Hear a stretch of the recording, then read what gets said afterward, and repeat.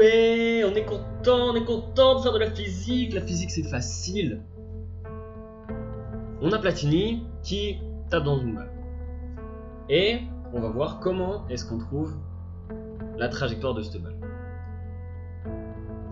La première étape, c'est de définir l'espace. Donc on va placer un repère. Okay, la distance horizontale, on va l'appeler x, et la hauteur, on va l'appeler y.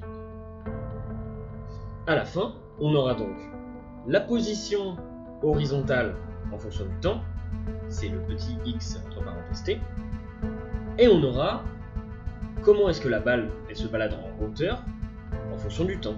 Ça, c'est le petit y entre parenthèses t. Deuxième étape, on place les forces. Pour faire simple, on va considérer que la pesanteur. On appellera P. Yes. Prochaine étape, c'est de trouver l'accélération. Alors l'accélération, c'est comment la vitesse elle varie en fonction du temps. Du coup, si par exemple tu vas à 2 km/h, donc la seconde d'après tu vas à 3 km/h, ça veut dire que tu as eu une accélération.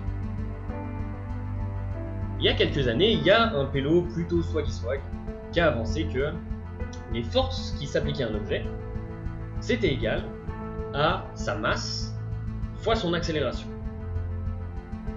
Donc on va se servir de ça pour trouver l'accélération x au-dessus et selon y en dessous.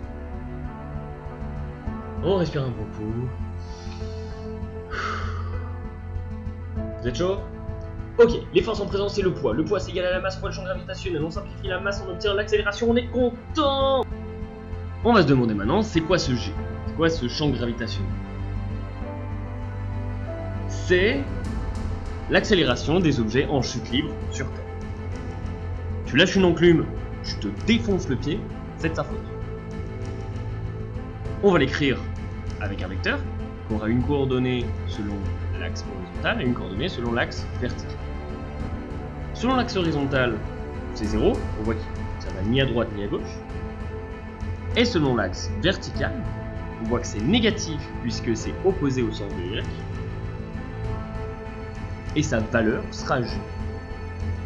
Yes, on est content, on a trouvé l'accélération. Bon, à partir de l'accélération, on va trouver la vitesse.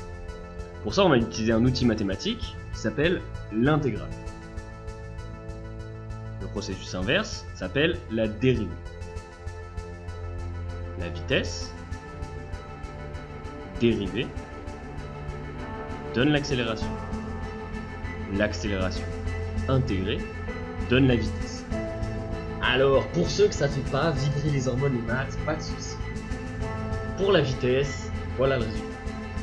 Vous avez juste à placer la vitesse horizontale initiale dans V0x et la vitesse initiale verticale dans V0y. Dernière étape, la position. Et ça, c'est ce qu'on cherche depuis le début. Ce truc qui nous manque, c'est x0 qui est la position initiale horizontale et y0 qui est la hauteur initiale. Et on a fini. C'est facile la physique, c'est facile.